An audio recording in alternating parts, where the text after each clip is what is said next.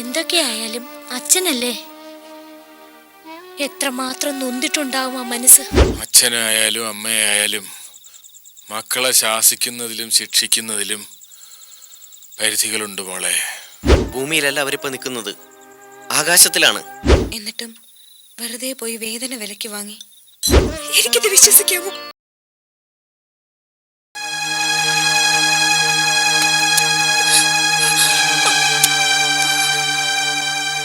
അച്ഛൻ പോയോ? ആ പോയി. മോളുടെ ഒരു തീരുമാനത്തിനും ഇന്ന് വരെ ഈ ആലീസ് എതിരഭിപ്രായം പറഞ്ഞിട്ടില്ല. കാരണം ശരി മാത്രമേ മോൾ ഇന്ന് വരെ ചെയ്തിട്ടുള്ളൂ. പക്ഷേ ഇത്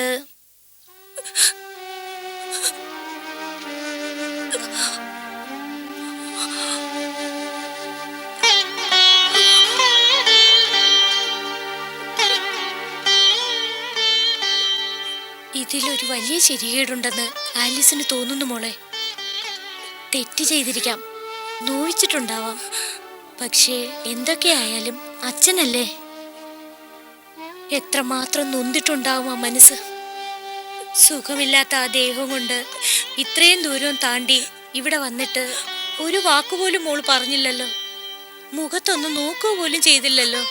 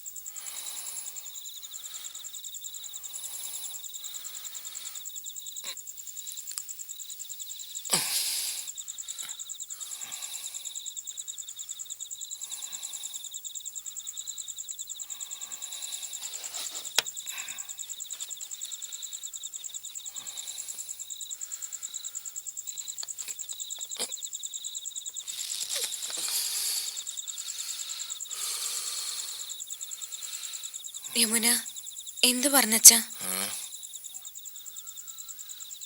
അച്ഛനായാലും അമ്മയായാലും മക്കളെ ശാസിക്കുന്നതിലും ശിക്ഷിക്കുന്നതിലും പരിധികളുണ്ട് മോളെ.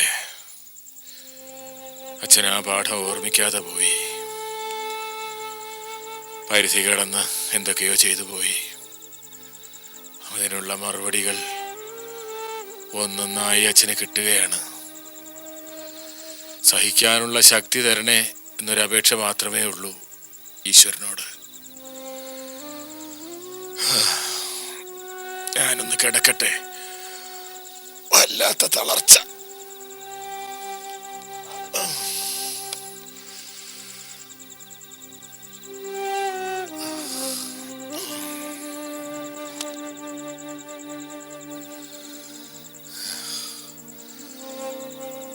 എനിക്ക് കുടിക്കാൻ എന്തെങ്കിലും കൊണ്ടുപോവാ മോളെ.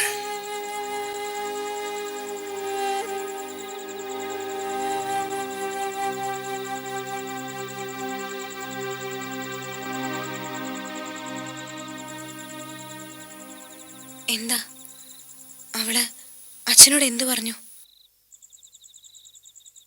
എന്തെങ്കിലും ഒരു വാക്കെങ്കിലും പറഞ്ഞിരുന്നെങ്കിൽ എത്ര നന്നായിരുന്നു. അച്ഛൻ്റെ മുഖത്തേക്ക് ഒന്ന് നോക്കുക പോലും ചെയ്തിരുന്നെങ്കിൽ അച്ഛന് അതെത്ര ആശ്വാസം കൊടുക്കുമായിരുന്നു. ഒന്നും ഉണ്ടായില്ല. പരിചയമില്ലാത്ത രണ്ടാൾക്കാർ അനുവാദമില്ലാതെ വലിഞ്ഞു കയറി വന്നാൽ എന്താവും റിയാക്ഷൻ? അതിലും മോശമായിരുന്നു യമുനേച്ചിയുടെ പെരുമാറ്റം. മനഃപൂർവ്വം അവഹേളിക്കായിരുന്നു ഞങ്ങളെ. അച്ഛൻ വളരെ താഴ്മയോടെയാണ് സംസാരിച്ചത്. എന്നിട്ടും ഒന്നിനും യമുനേച്ചി മറുപടി പറഞ്ഞില്ല. യമുനേച്ചി ആയിരുന്നില്ല അത്, സിനിമാ താരമായിരുന്നു. ലക്ഷങ്ങളുടെ ഉടമയായ, ലോകം പിടിച്ചടക്കിയ സിനിമാ താരം. ഭൂമിയിലല്ല അവരിപ്പോ നിൽക്കുന്നത്, ആകാശത്തിലാണ്. അവിടെ നിന്ന് നോക്കുമ്പോ അച്ഛനാര്? വെറും പുഴു. സുഖമില്ലാത്ത അച്ഛൻ ഇത്രയും ദൂരം യാത്ര ചെയ്ത് ചെന്നിട്ടും അവളുടെ മനസ്സ് അലിഞ്ഞില്ലേ? ആ മനസ്സ് ഒരിക്കലും അലിയില്ല സുമിത്രേച്ചി. കല്ലലിയാറുണ്ടോ?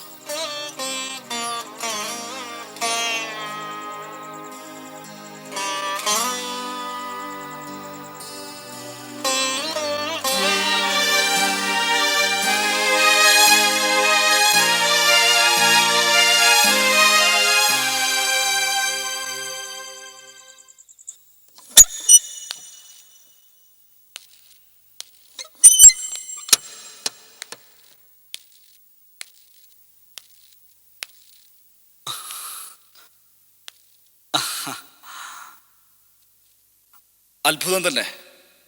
ഇന്ന് യമുന വന്നേക്കൊന്നൊരു ഇൻറ്റ്യൂഷൻ ഉണ്ടായി. അത് തന്നെ സംഭവിച്ചു.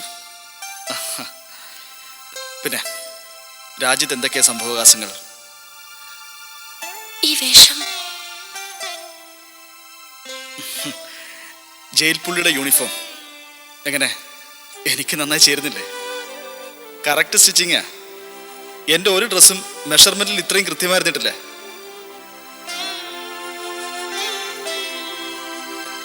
പിന്നെ ഒരു അപേക്ഷയുണ്ട്. സിനിമകളിൽ കാണുന്ന ഒരു പതിവ് ജയിൽ സീനുണ്ട്. ജയിൽ പുള്ളി ഇപ്പുറത്തും സന്ദർശക അപ്പുറത്തും നിന്നുള്ള ഹൈ വോൾട്ടേജ് സെന്റിമെന്റൽ സീൻ. നമ്മുടെ കാര്യത്തിൽ പ്ലീസ് അത് വേണ്ട. അന്ന് തന്നെ ഞാൻ യമുനയോട് പറഞ്ഞില്ലേ, ഗോളിയാത്തിനെ തകർത്ത ദാവീദ ഞാൻ. ഇപ്പോഴും അതേ ത്രില്ലിൽ തന്നെ ഞാൻ. പിന്നെ ദുഃഖത്തിനും നെടുവേർപ്പിനും എന്ത് പ്രസക്തി? Leave it. സിനിമയെ പറ്റി പറയൂ. അഭിനയിച്ചു തുടങ്ങിയോ? ഷൂട്ടിംഗ് ബാക്കി നിന്ന പടങ്ങൾ 2 ഉണ്ടായിരുന്നു. അശോക് സാറിന്റെയും വിജയന്റെയും. അത് കംപ്ലീറ്റ് ചെയ്ത് കൊടുത്തു. ഗുഡ്. പിന്നെ പുതിയ ഓഫേഴ്സ്? 4-5 ഉണ്ടെന്ന് തോന്നുന്നു. തോന്നുന്നോ? എന്താ യമുന ഇങ്ങനെ കെയർലെസ്സായി സംസാരിക്കുന്നത്? 2ാം ജന്മത്തിന്റെ പ്രാധാന്യം മറന്നുപോയോ? ഉയർത്തെഴുന്നേൽപ്പ് എപ്പോഴും പൂർവാധികം ശക്തിയോടെയും പ്രകാശത്തോടെ ആയിരിക്കണം. പറയൂ, ഏതൊക്കെയാ പുതിയ പടങ്ങൾ? ആരൊക്കെയാ സംവിധായകർ? ഒന്നും ഞാൻ കമ്മിറ്റ് ചെയ്തിട്ടില്ല വിശാൽ. രവിശങ്കറും കൃഷ്ണപ്രകാശുവാ ആദ്യം വന്നത്. പിന്നെ സെബാസ്റ്റ്യനും ഋഷിയും റഷീദും. ഇന്നലെ ബാലഭാസ്കർ സാർ വിളിച്ചിരുന്നു. ഒരു പുരാണ പടം ചെയ്യാൻ പോകുന്നത്രേ. എൻ്റെ 50 ദിവസം വേണം. യമുന എന്തു പറഞ്ഞു? ആരോടും ഒന്നും ഞാൻ പറഞ്ഞിട്ടില്ല. ഒരു ഡിസിഷനും എടുക്കാൻ എനിക്ക് കഴിയുന്നില്ല വിശാൽ. കഴിയണം. ഇത് യമുനയുടെ സമയമോ? ഇപ്പോൾ ഉറങ്ങിപ്പോയാ പിന്നെ ഉണരുന്നത് നിരാശയിലേക്കായിരിക്കും. വിശാൽ എൻ്റെ കൂടെ ഉണ്ടായിരുന്നെങ്കിൽ. ഉണ്ടല്ലോ, അങ്ങനെ തന്നെ വിശ്വസിക്കണം. പിന്നെ സിനിമാക്കാരുടെ കൂടെ കുറച്ചു കാലം ചുറ്റിത്തിരിഞ്ഞ എൻ്റെ അനുഭവം വെച്ച് പറയുക. ഉപദേശമൊന്നുമല്ല, ജസ്റ്റ് സജഷൻ. എന്താ വിശാൽ, പറയൂ. എല്ലാ ഓഫറുകളും അക്സെപ്റ്റ് ചെയ്യണമെന്നില്ല. ആദ്യം സംവിധായകൻ, പിന്നെ കഥ. ഇതാവാം ഡേറ്റ് കൊടുക്കുന്നതിൻ്റെ ഒരു മാനദണ്ഡം. പഴയ ജനറേഷനിലെ സംവിധായകരെല്ലാം വയസ്സന്മാർ, പുതിയ ചെറുപ്പക്കാർ ഉജ്ജ്വലം എന്നുള്ള ധാരണ ശരിയാവണമെന്നില്ല. രൂപം കൊണ്ട് ചെറുപ്പമായ പല യുവ സംവിധായകരും മനസ്സിൽ വൃദ്ധന്മാരാ, വളർച്ചയില്ലാത്തവരാ. വിശാൽ പറയുന്നവർക്കേ ഞാൻ ഡേറ്റ് കൊടുക്കൂ. അയ്യോ, അത്രയ്ക്കൊന്നും ഞാനായിട്ടില്ല. You think and you decide.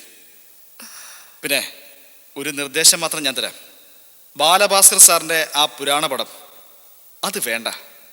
6 വർഷത്തെ ഗ്യാപ്പിന് ശേഷം പുതിയ കുപ്പിയിൽ പഴയ വീഞ്ഞുമേന്തിയുള്ള വരവാ. പിടി കൊടുക്കരുത്. പിന്നെ വേറെന്തൊക്കെയാണ് വ്യക്തിപരമായ വിശേഷങ്ങൾ?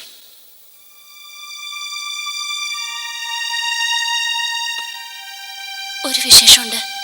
എന്താ? അച്ഛൻ വന്നിരുന്നു ബാബുവിന്റെ ഒപ്പം.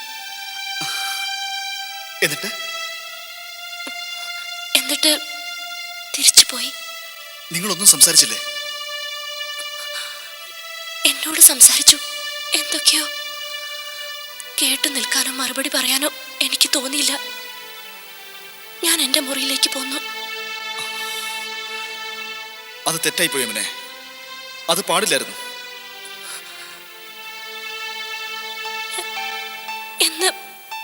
ഇപ്പൊ എനിക്കും തോന്നുന്നു വിശാൽ.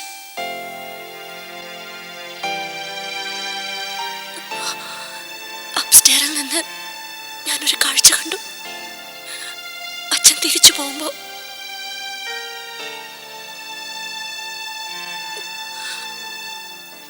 അച്ഛന്റെ ഒരു വശം തളർന്നു പോയിരിക്കുന്നു.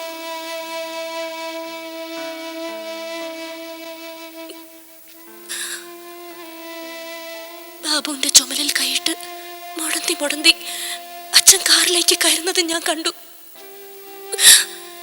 ഞാൻ അറിഞ്ഞിരുന്നില്ല വിശാൽ, ഒന്നും അറിഞ്ഞിരുന്നില്ല. ശരിയാ, പക്ഷെ കുറെ കൂടി ശരി അറിയാൻ കൂട്ടാക്കിയിരുന്നില്ല എന്നല്ലേ? എനിക്കും ഉണ്ടായിരുന്നു ഇങ്ങനൊരു കാലം.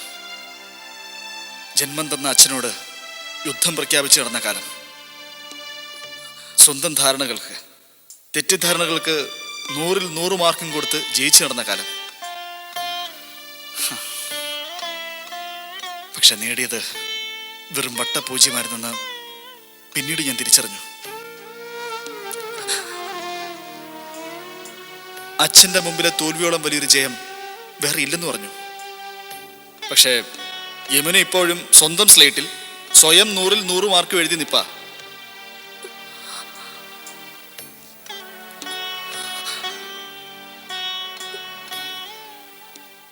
വിശാല് പറഞ്ഞാൽ എന്തു അനുസരിക്കുന്നല്ലേ വാക്ക്? എങ്കിൽ വിശാൽ ഇപ്പൊ പറയുന്നു, ആ സ്ലേറ്റിലെ കള്ള മാർക്ക് മാച്ചു കളയണം. എന്നിട്ട് അച്ഛനെ ചെന്ന് കാണണം. അച്ഛൻ്റെയും സുമിത്രേച്ചിയുടെയും ബാബുവിൻ്റെയും മുമ്പിൽ തോൽക്കണം. അപ്പം മനസ്സിലാവും തോൽവിക്ക് വിജയമെന്ന് കൂടി ഒരു അർത്ഥമുണ്ടെന്ന്.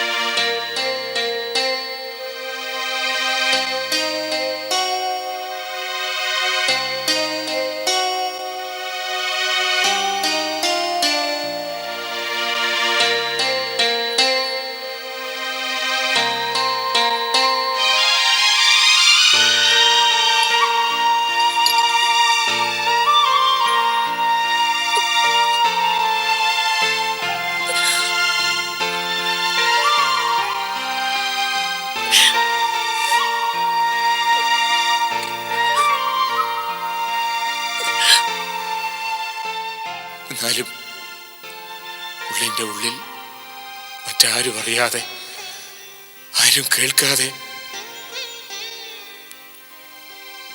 അച്ഛൻ പ്രാർത്ഥിക്കും. എന്നെങ്കിലും എൻ്റെ കുട്ടിക്ക് ഈ കിഴവനോട് പൊറുക്കാൻ മനസ്സുണ്ടാവണേ ദൈവമേ എന്ന്.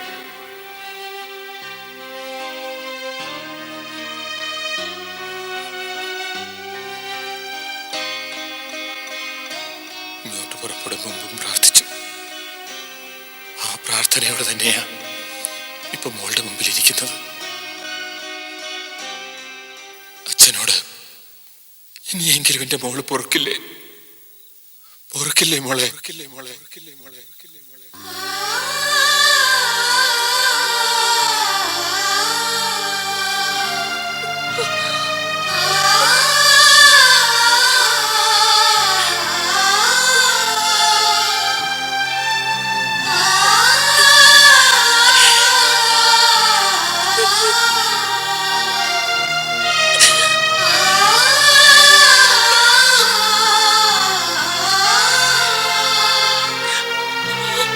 Ah!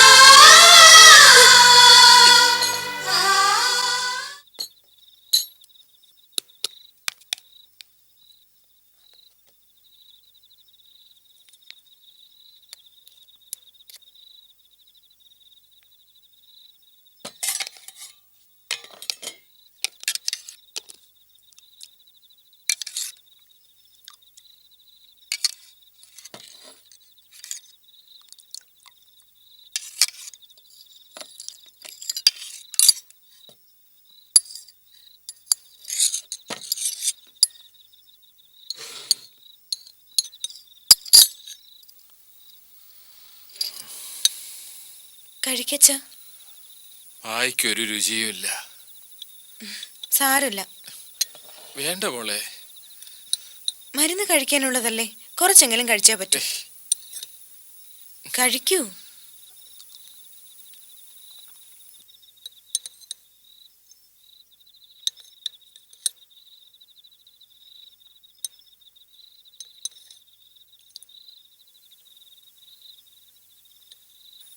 വയ്യാത്ത സമയത്ത് അവളെ കാണാൻ അച്ഛൻ പോവേണ്ടിയിരുന്നില്ല. ബാബു വന്നു പറഞ്ഞതല്ലേ അവനോട് പെരുമാറിയത് എങ്ങനെയാണെന്ന്. എന്നിട്ടും വെറുതെ പോയി വേദന വിലയ്ക്ക് വാങ്ങി. ഏയ്, എനിക്ക് സന്തോഷമേ ഉള്ളൂ. എൻ്റെ കുട്ടി ജീവിച്ചിരിപ്പുണ്ടെന്ന്, സുഖമായി ജീവിച്ചിരിപ്പുണ്ടെന്ന് നേരിട്ട് കാണാൻ പറ്റിയല്ലോ. ഇങ്ങനെ ജീവിച്ചിരുന്നിട്ട് എന്ത് കാര്യം? സ്വന്തം അച്ഛനിൽ വലുതൊന്നല്ല സിനിമയും പണവും. അതാദ്യം പഠിക്കട്ടെ ഫിലിം സ്റ്റാർ. അങ്ങനെയൊന്നും പറയാൻ പാടില്ല ബാബു. അവളുടെ ഭാഗത്ത് നിന്ന് ആലോചിക്കണം. അപ്പോ ഒരിക്കലും അങ്ങനെ പെരുമാറിയതിൽ അവളെ കുറ്റപ്പെടുത്താനാവില്ല. കുറ്റവാളി ഈ അച്ഛനാ. ഇനി അതൊന്നും ആലോചിച്ച് വിഷമിക്കാതെ അച്ഛൻ ആഹാരം കഴിക്കേ. മതി, വിശപ്പില്ല മോളെ. ഒരിത്തിരി കഞ്ഞല്ലേ എടുത്തുള്ളൂ, അത് കുടിച്ചിട്ട് മതി, കിടക്കണം. നീ ഇരിക്കെ, ഞാൻ കൊണ്ടുപോയി കിടത്തിക്കോളാം.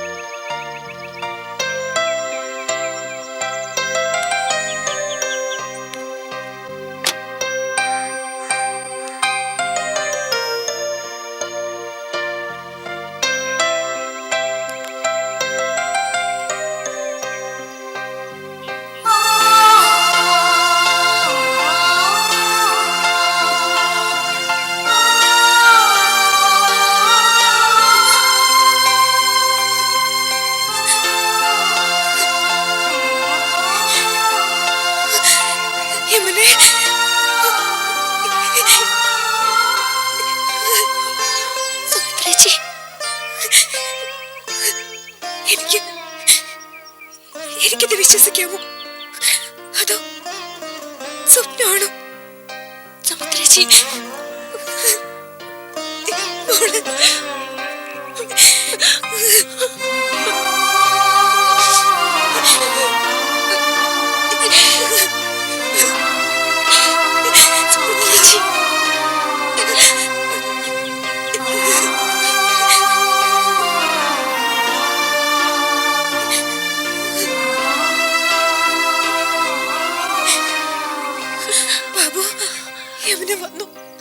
യമുനേച്ചി. അതെ ബാബു, ഞാൻ വന്നു. എല്ലാ വാശിയും എല്ലാ പ്രതിജ്ഞയും വലിച്ചെറിഞ്ഞ് ഞാൻ തിരിച്ചെത്തി. ഈ ഒരു നിമിഷം ഇതിനായി ഞങ്ങൾ എത്ര കൊതിച്ചു മോളെ, എത്ര പ്രാർത്ഥിച്ചു. ഒടുവിൽ ദൈവം ആ പ്രാർത്ഥന കേട്ടു. എന്റെ തെറ്റ് പൊറുക്കല്ലേ, പൊറുക്കില്ല എല്ലാവരും.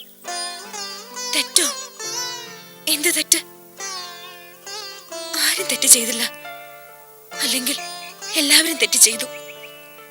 മനുഷ്യജന്മമായാൽ അങ്ങനെയൊക്കെയാ. നമ്മളാരും ദൈവങ്ങളല്ലല്ലോ.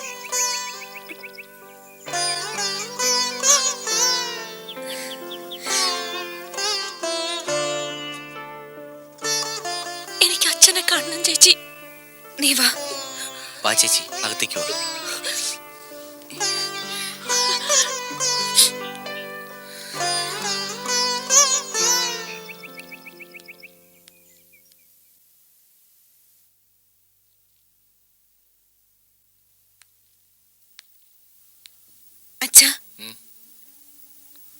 ആരാന്ന് നോക്കിയേ. ഏ?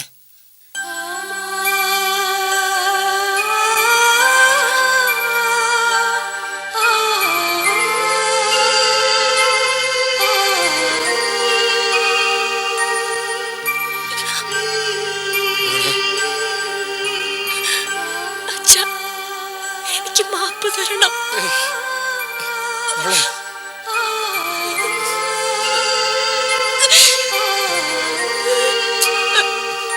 മോളെ ഞാൻ ഒരുപാട് വേദനിപ്പിച്ചു. എത്രയോ നാൾ. ഒടുവിൽ ഈ വയ്യാത്ത ശരീരവും പേറി എന്നെ കാണാൻ വന്നപ്പോ ഞാൻ അച്ഛന്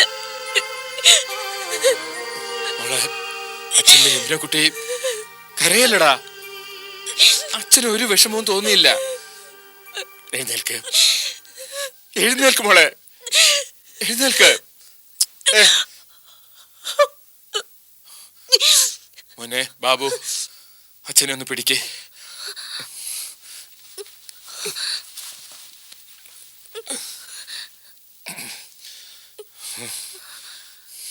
ഇവിടെ ഇരിക്കും മോളെ, അച്ഛൻ്റെ അടുത്തിരിക്കേ.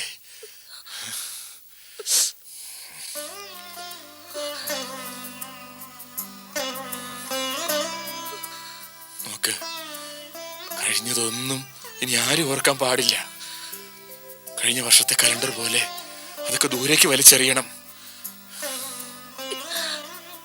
എങ്ങനെയുണ്ട് അച്ഛാ ഇപ്പൊ അസുഖം? അസുഖോ? എന്താ സുഖം? ആർക്കാ അസുഖം? നിങ്ങൾ 3 മക്കളും ഇങ്ങനെ ചുറ്റുമുള്ളപ്പോ എനിക്കിനി ഒരു അസുഖവും ഇല്ല, ഒരു തളർച്ചയും ഇല്ല.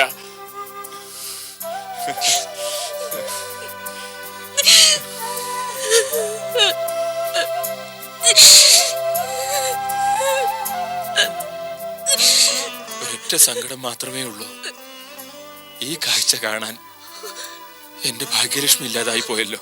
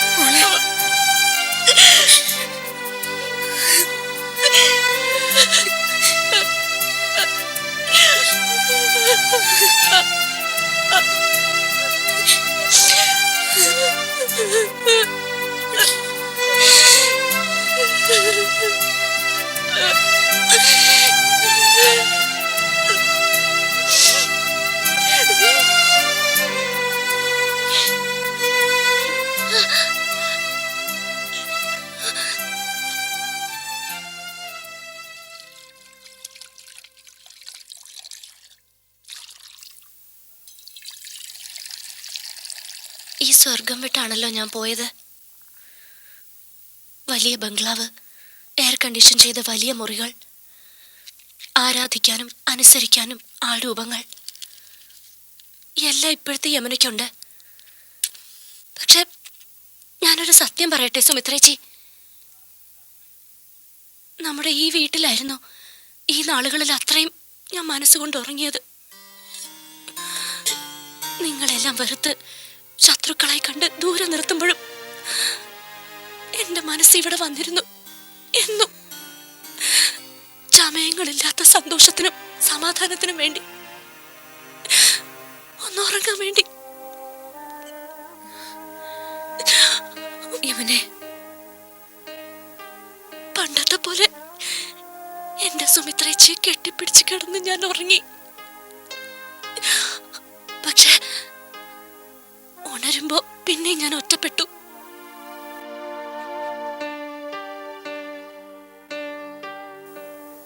ഓരോ ദിവസവും ആരംഭിച്ചത് കൂടുതൽ വാശിയോടെ പ്രതിജ്ഞ പുതുക്കിക്കൊണ്ടായിരുന്നു. യമുനയ്ക്ക് ആരും വേണ്ട, യമന ഒറ്റയ്ക്കാണ്. ഈശ്വര, എത്ര എത്ര നാളുകളാ ആ ശാഠ്യത്തിൽ നഷ്ടപ്പെട്ടത്. അതൊന്നും ഇനി ഓർമ്മിക്കരുതെന്ന് അച്ഛൻ പറഞ്ഞില്ലേ? പഴയ കാലത്തിന്റെ കലണ്ടറാണ്. ആ തീയതികൾ നമുക്കിനി ആവശ്യമില്ല കുട്ടി. നീ വന്നില്ലേ, ഇതിപ്പോ ആ പഴയ വീടായി കഴിഞ്ഞു.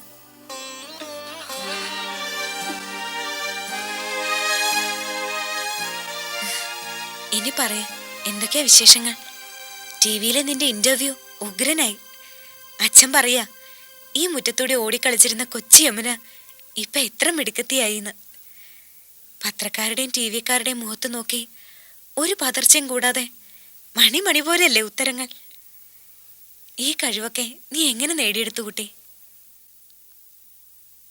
നായയുടെ വേഷം കെട്ടിയ കുരയ്ക്കണ്ടേ സുമിത്രേച്ചി? ഞാനിപ്പോ ആ വേഷത്തില. പഴയ കലണ്ടർ മറന്നേക്കാൻ പറഞ്ഞില്ലേ അച്ഛൻ?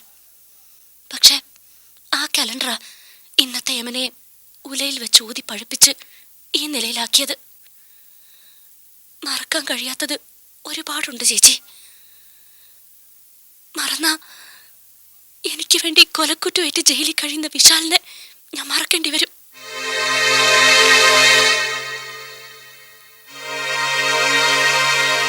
അതിലും ഭേദം ഈ ജന്മം അവസാനിക്കുന്നതാ.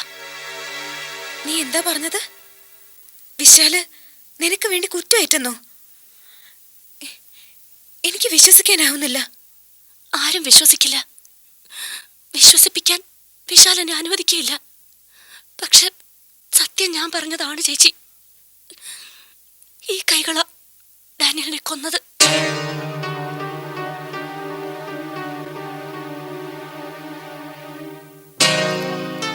ഇല്ലെങ്കിൽ അയാളും പാവം വിശാലിനെ അവസാനിപ്പിക്കുമായിരുന്നു.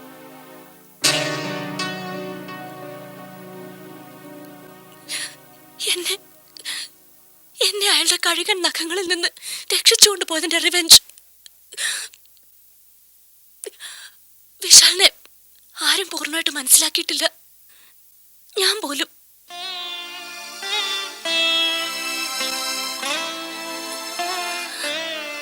സ്വന്തം സുഖവും സ്വാതന്ത്ര്യവും ഒക്കെ എനിക്ക് തന്നിട്ട് വിശാല് ജയിലിൽ പോയത്. തീർത്താ തീരാത്ത കടപ്പാട് സൃഷ്ടിച്ചോണ്ട്.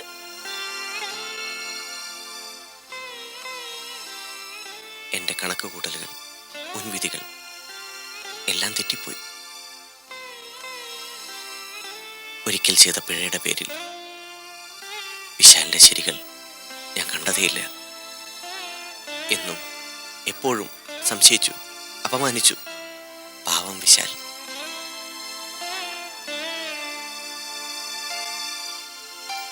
ഞാൻ കുറ്റപ്പെടുത്തുമ്പോഴും തട്ടിക്കേറുമ്പോഴും ശാന്തനായി ചിരിച്ചുകൊണ്ട് കേട്ടു നിന്നതേയുള്ളൂ. അതിരിക്കട്ടെ, ചേച്ചി പുതിയ കഥ വല്ലതും എഴുതിയോ? ഒന്നുമില്ല യമനെ. നീ പോയ ശേഷം ഒരു വരി പോലും എഴുതിയിട്ടില്ല. ഞാൻ എഴുതി ഒളിച്ചു വെക്കുന്നത് കണ്ടുപിടിച്ചെടുത്ത് ഞാൻ അറിയാതെ വാരികകൾ കഴിക്കാൻ നീയില്ലല്ലോ. പിന്നെന്തിനെഴുതണം?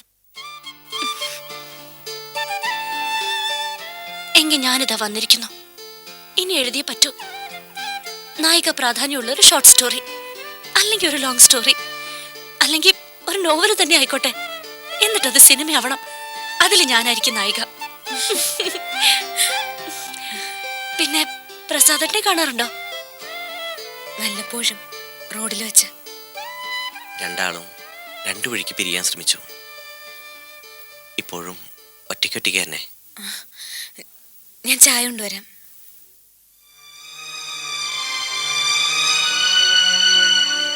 ഇവർ പിരിയരുതായിരുന്നു യവനേച്ചി. ഒരിക്കലും.